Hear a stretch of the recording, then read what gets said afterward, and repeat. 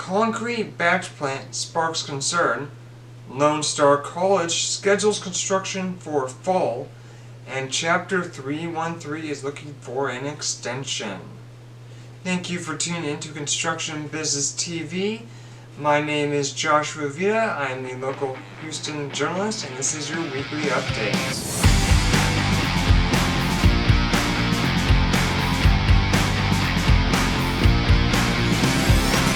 Hello and welcome back to this edition of Weekly Update. If this is your first time here, glad to have you here with us.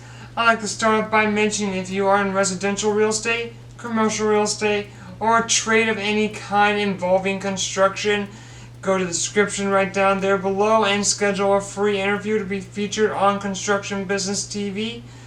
Also, make sure to hit that bell and subscribe button to stay up to date on what's happening in construction business. Okay, let's hit that first story. Okay, our first story up today is about that concrete batch plant. So a concrete batch plant named Buendia Concrete, owned by Buendia Enterprises, has applied for a permit with the Texas Commission of Environmental Quality, or TCEQ for short, to construct a plant in Magnolia, Texas. Many residents in Magnolia have voiced concerns over air quality from emissions, as well as water quality since the site from the plant is located on a floodplain. Alejandro Buendia, president of Buendia Concrete, says he has read all complaints and concerns and believes that the residents are confusing the concrete plant with a cement plant, which releases other emissions. Buendia Concrete has met the TCEQ guidelines for a standard permit, and despite opposition from environmental and public health advocacy groups, the project is still going to move forward to be built at 1301 Superior Road. Okay, our next story too is about that Lone Star College construction happening. So starting in late fall, the Lone Star College Magnolia Center is slated for construction. LSC Magnolia is a satellite campus of LSC Montgomery and will be located near FM 1486 and FM 1774.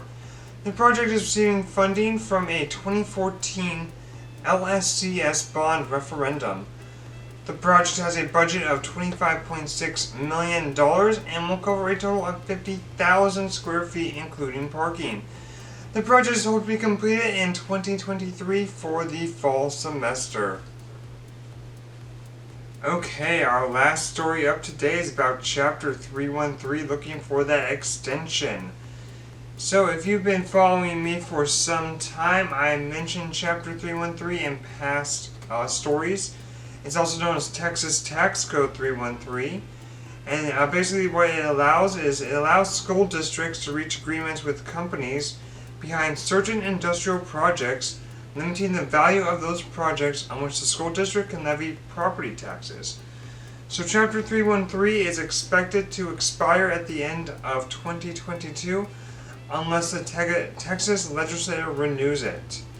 Now, dozens of companies in Houston have applied and been approved for Chapter 313 agreements that are worth millions of dollars. And the projects incentivized by Chapter 313 represent $217 billion in investments by the companies, and in turn have received gross tax benefits of $10.8 billion. Republican Representative Jim Murphy of Houston is a sponsor of House Bill 1556, which would extend the program another decade.